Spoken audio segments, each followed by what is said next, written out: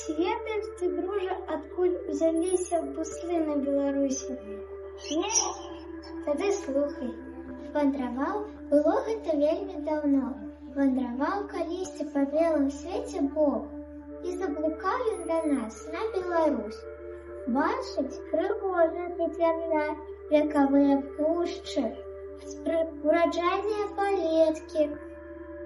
Не лічы рэк і азёраў, пруістых крыніц са сцюдзёнай вадой.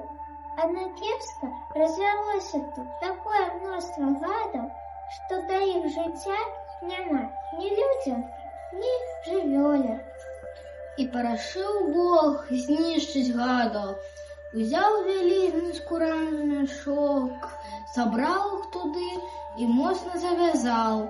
Ніводнай жабы ці гадзюкі не пакінуў. Вядома, Бог стаміўся ад такой нелёгкай работы. Не хапіла самому сілы данесці гэты мяшок, каб закінуць яго ў бяздонную багну дрыгву. І тады ён гукнуў хлопца, які сена на лузе касіў. І зваліў яму на спіну Бог мяшок. Ды загадаў не развязваць па дарозе.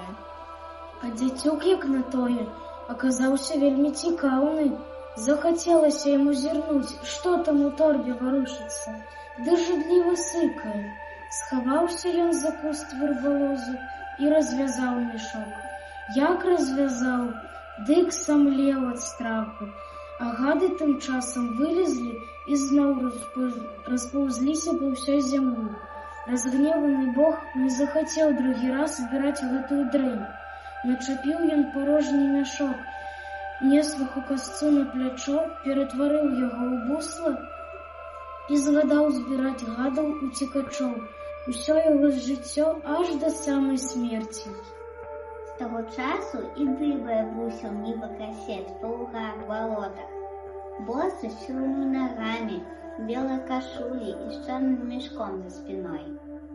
Потым Бог злітасціўся над небаракам, паслаў яму на дапамогу жонку бусліху і дзетак буслянятак.